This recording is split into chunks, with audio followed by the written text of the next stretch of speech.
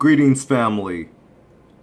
Peace, love, and positive thinking. This is Guru, and welcome to my channel. Today's vlog is about Ohio being at the epicenter of heroin epidemic killing thousands.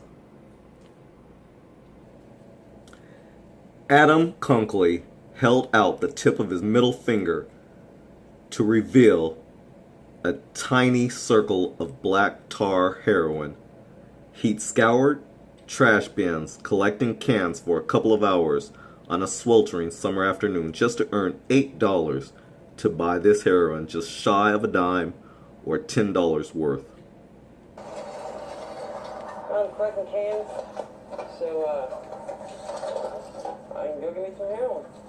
When we first got together, I had never done anything. My whole family, my mom, my aunts, my uncles, they all grew up on Chicago Avenue in Chicago. And they were all hookers and selling drugs and all that. So I always said my whole entire life that I wouldn't do the same thing. And I was probably about 27 before I started my first drug. And that was with him.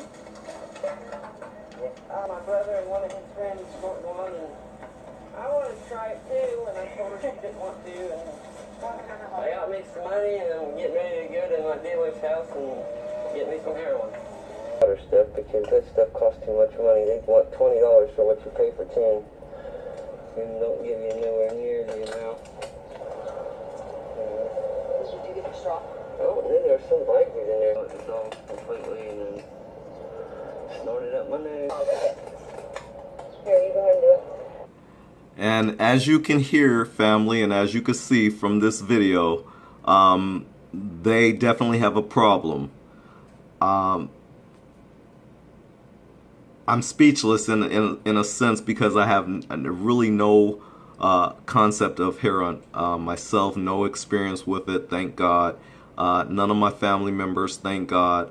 And really no one black or African American that I know use heroin. So I've heard it a lot with Europeans or white Americans, but I don't know any black people who use it myself personally. So I was kind of dumbfounded and I kind of perplexed watching this. Anyways, we got a chance to see in this video how Kunky, that's his name, what a name, but Kunky, he 39, placed the piece resembling a watermelon seed on the bottom of a natural light beer can he'd stashed in some weeds next to a white garage in a Franklinton alley. He cut the heroin in half with a pocket knife and added a few drops of bottled water to one piece, using his middle finger to dissolve the drug. He brought a short red straw up to his nose. And the video shows that, by the way. A long sniff, then a shorter one, and the liquid was gone. Kunky was on his way to another high. He reserved the other half of the heroin for his girlfriend, Natasha Long, who quickly snorted the drug. And as you can see, she is right here doing just that. Now, I wonder if they had called the police during the segment of doing this story. I wonder if these white television crew members called the police to make sure that they were arrested right away or shortly after doing this. I have to wonder about that because you know if they were black people doing this, they would have definitely had called the police to make sure that they were picked up and arrested, right? So I'm hoping that that's the case with this couple as well. If the police claim they don't know who she is, well, her name is right there, Natasha Long. She snorts heroin. The 39-year-old and her boyfriend scour trash and work small jobs to get the money to get high. They don't have custody of their 4 children. And listen to that. Now, white people who get on black people's channels or African American channels and you guys are trolling us about single parent homes and black mothers in particular, and especially some of you, as many of you now, dark-skinned coons out there who are siding with white supremacy. When you are out there denigrating and talking down and talking bad about black women and how they're not successful mothers, I want you to keep in mind this mother right here, it clearly says they don't have custody of their 4 children. So now I have to wonder who's taking care of the kids, whose responsibility that they dumped that onto. These so-called responsible parents out here collecting cans so they can have a $10 fix. Who's taking care of Johnny and Susie and Bobby and Mary? Who's taking care of them kids? But I digress. Conkey and Long are among an estimated 435,000 Americans who regularly use heroin, nearly triple the number who used in 2007, according to 2014 figures from the U.S. Drug Enforcement Administration. Well, the DEA, I don't believe that they have their facts or their figures properly calculated. There's so many users, I'm sure, that are not calculated in their findings. We know that their findings are never correct. Look, they couldn't even figure out the Million Man March. How many people were there? The first one that Louis Farrakhan pulled. You know, there was all kinds of numbers thrown out there. They can never get their numbers together. So all of a sudden you want to believe their numbers, their statistical numbers and so-called facts. No, these are guesstimates. That's what they are. They're guesstimates. But I digress. Quote, "It's the devil," Conkey said. There he goes, blaming it on somebody else, blaming it on something else. So he blames the devil. "It's the devil," he says, as the couple began the 20-minute walk back to his cousin's backyard and the tent they call home. Quote, "Leave it alone. It's not worth it. You'll piss your life away," unquote. Well, at least they figured that much out. I guess when you live in the backyard of your cousin in a tent that you call home, you've nailed it. Anyways, this article, going back to it, every day, 78 people in the United States die from an opiate overdose, 29 of them from heroin, according to the U.S. Centers for Disease Control and Prevention. That's more than 10,500 deaths a year attributed to heroin and more than 28,000 deaths from opiate overdoses. The number of fatal overdoses in Ohio that involve heroin has soared from 87 in 2003 to 1,424 last year. It was a factor in 47% of all fatal overdoses, higher than any other drug. Did you hear that? Higher than any other drug. The number of Ohioan deaths rise to 2,590 when other opiates are considered. This includes prescription pain medications and fentanyl, a drug often mixed with heroin that is 30 to 50 times more potent. And family, here is a snapshot of a graph that they've used for the overdose deaths in Ohio. Overdose deaths caused by opiates, and specifically heroin, have risen dramatically since 2003. Those are the numbers that I previously spoke about. And as you can see from this graph, it is a fact. They wanted to list here that individual drugs do not add up to the total deaths because more than one drug was listed for the cause of death in some cases. That's exactly why I say that their numbers are not totally accurate. And they have to state as much on this graph as well.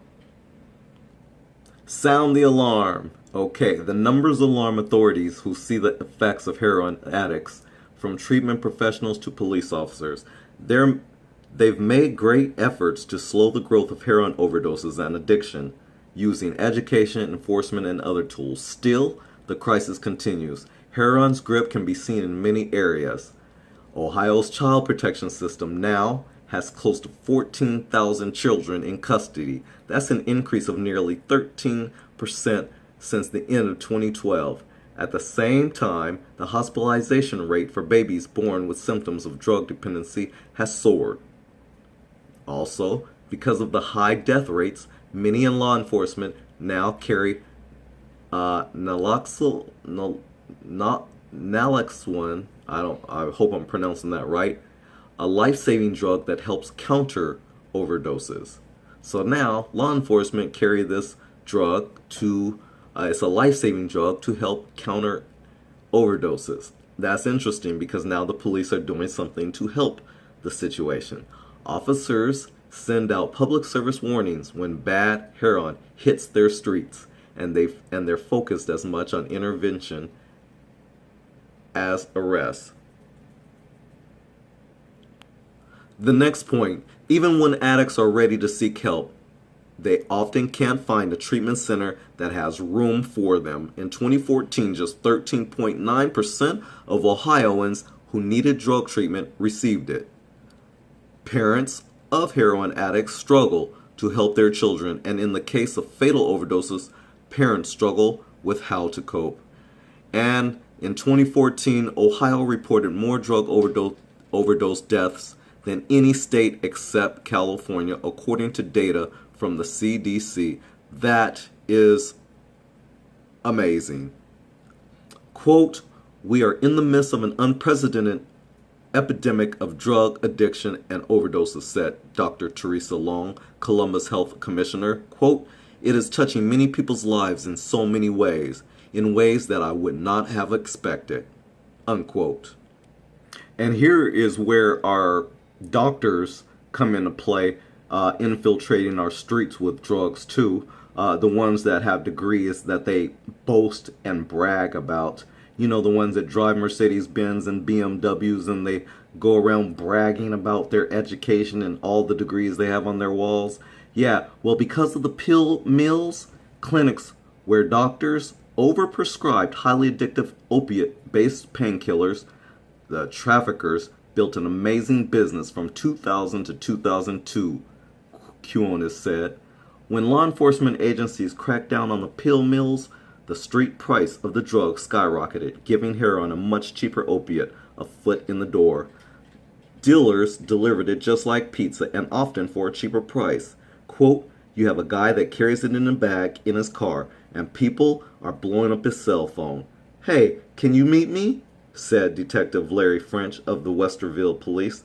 "They might pull up next to each other on the neighborhood corner or in a McDonald's, Major or Kroger parking lot, and make a quick cash for drugs exchange." As for Conkey and his girlfriend Natasha, well, about an hour after getting high on heroin, Adam Conkey and Natasha Long share some snacks in the tent they call home in Franklinton. They usually get high twice a day. I wonder if the police ever made it over there to go and, say, arrest them. And maybe their cousins too, who are abating them, having them live in their backyard in a tent. I wonder.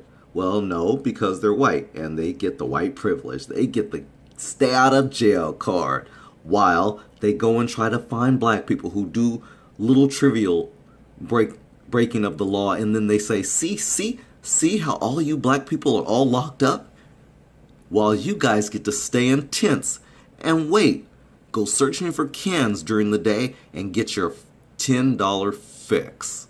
Now check out this nice wholesome family. Don't they just look great? Well, let's see what happens here to them. Well, Chastity Troyer, became addicted to pain pills after a 2005 car crash. From there, she turned to heroin, spending hundreds of dollars a day at the peak and losing custody of her kids. Well, now this picture, if I had an ink eraser, I would blot out the 3 little kids and then I would just put her, but I don't have that, so just improvise. And family, this article is long, so I'm just going to end it off where it ends. And if you care, you can research more information about it. I can tell you this, that when I did a search on heroin on Google, I was amazed at all the articles today as a matter of fact, that are relevant to this problem. And our media is not talking about it as much as they probably should. And maybe because right now it's hitting the suburbs so bad, they just don't want to have egg on their face. But I digress. I'm going to get to this part. Programs that work can be replicated and used to fight not only heroin use, but also fentanyl use and whatever is next in the drug pipeline. That's interesting that they would word it that way. But let me just say this. You guys should have had programs in place when African Americans were going through crack cocaine. You know, the ones that the CIA and the FBI infiltrated into our communities, into people of color communities. Yeah. Instead of infiltrating them into our communities, you guys should have been developing these programs, or better yet, not infiltrate drugs into our communities to begin with. So I end this article with, quote, "We're not going to turn this drug epidemic around quickly, but we know we can save lives," DeWine said.